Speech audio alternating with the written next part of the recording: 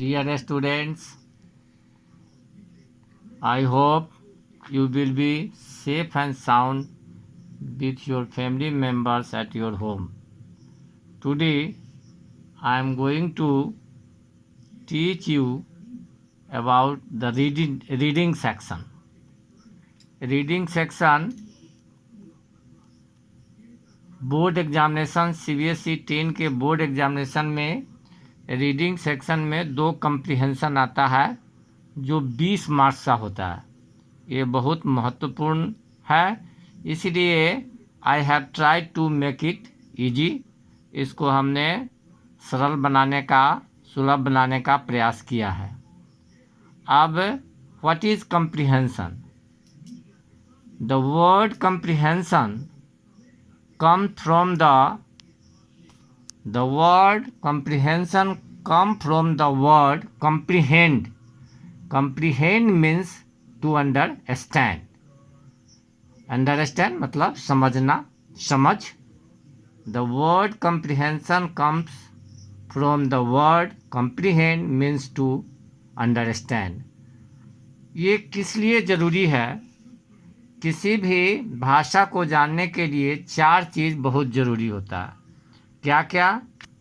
तो reading, writing, speaking and understanding. ये reading, writing, speaking and understanding, ये हो गया 4 चीज़ जो है बहुत आवश्यक होता है। तो ये 3 चीज़ आप लोग जान चुके हैं। ये जो है अंडरस्टैंडिंग बहुत महत्वपूर्ण है। इसी के विषय में आज हम लोग चर्चा करेंगे। The question on reading comprehension is given to test the students ability to understand the passage. Passage दिया जाता है स्टूडेंट के एबिलिटी को टेस्ट करने के लिए, आपका क्या समझ है। This is the main M of a comprehension. Comprehension का ये मेन उद्देश्य होता है। अब हम लोग समझेंगे, डिटेल्स में चलेंगे कि टाइप्स ऑफ पैसेज कितने तरह के होते हैं। एक होता है फैक्चुअल, एक होता है पहला फैक्चुअल और दूसरा होता है डिस्कर्सिव। फैक्चुअल क्या होता है? This is a kind of passage which focuses on factual details. It may be in the form of a description, report, instruction, or an information about some events or some socio-cultural aspect. Discursive passage. This type of passage expresses some idea or ideas. It is meant to make us reflect over some important issue. ये क्या होता है? It is argumentative, analytical in nature. अब हम लोग पढ़ेंगे कि ये आपको किस तरह का क्वेश्चन, टाइप्स ऑफ क्वेश्चन, किस तरह के क्वेश्चन उसमें आते हैं। तो पहला ऑब्जेक्टिव टाइप या मल्टीपल चॉइस क्वेश्चन है ना। ये क्वेश्चन जो होता है वो कितने तरह के होता है, तो इसमें पहला बताया ऑब्जेक्टिव टाइप क्वेश्चन। तो these are short answer question which is to provide factual information. ये इस तरह का क्वेश्चन होता है। दूसरा objective type question, very short answer question. In these type of question, ये वेरी शॉर्ट आंसर क्वेश्चन रहता है। इसमें हम लोगों को क्या करना होता है, जो in these types of question the student is to provide the answer in a complete sentence. The types of questions are, कितने तरह के होते हैं? एक तरह का क्वेश्चन होता है the questions can be answered in yes और नो। तो पहला हो गया तुमको येस नो क्वेश्चंस और दूसरा हो गया WH questions. Yes no questions require answer in affirmative और निगेटिव। उसका जैसे where are do you read, क्या तुम पढ़ते हो, इसका आंसर आप एस या नो में दे सकते हैं।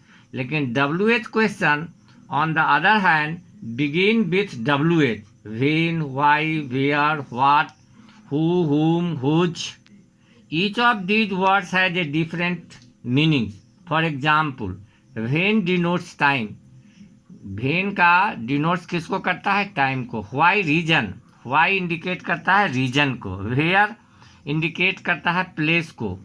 व्हाट ए थिंग और action. And who, whom, whose denote person as subject, object and possessive respectively. And how manner, how जो है मैनर को आपको ये करता है। तो इसको आपको समझ लेना है कि व्हेन डिनोट्स करता है टाइम को, व्हाई रीजन को, वेयर प्लेस को, व्हाट ए थिंग और एक्शन को, who, whom, whose denote person as subject, object and possessive respectively, and how manner को। अब हम लोग पढ़ेंगे multiple choice questions. Multiple choice question क्या होता है? तो it is a kind of question with 3 or 4 answer we are to choose the correct answer.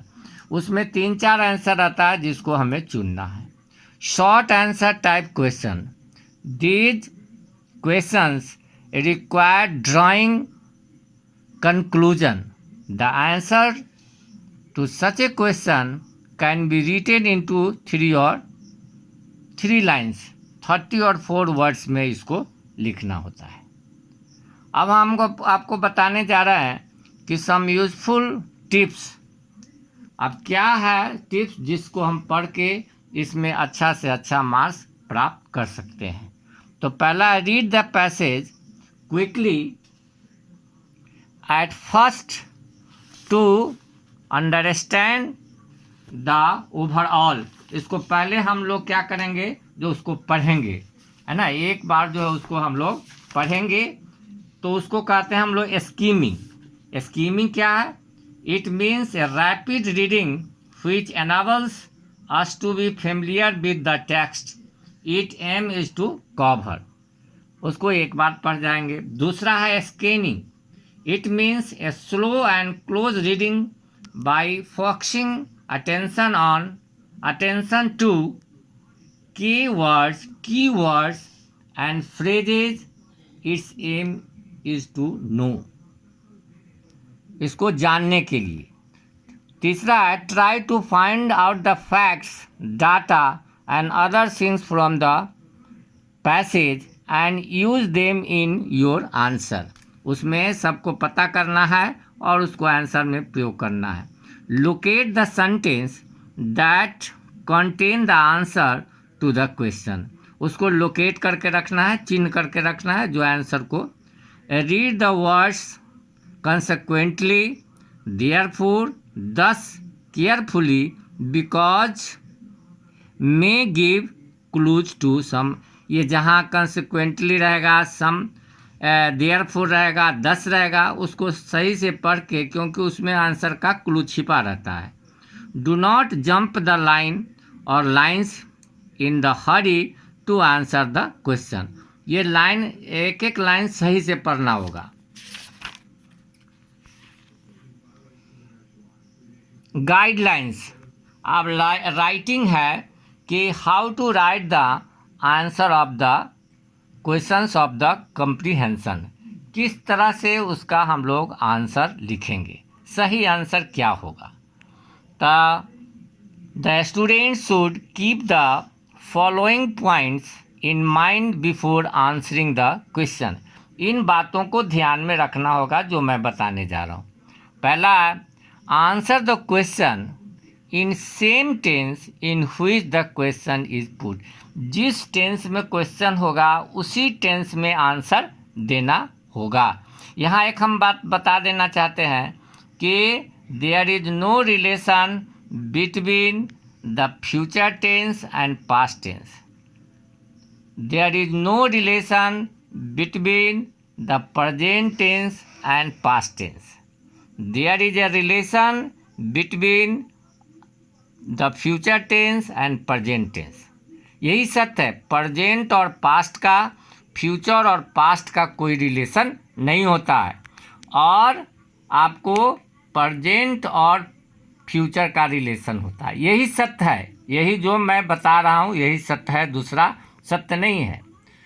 दूसरा है write in simple clear and attractive style. एकदम क्लियर छोटा छोटा सेंटेंस लिखना है। Write grammatically correct sentences. Always use indirect form of speech, हर समय indirect form में लिखना है।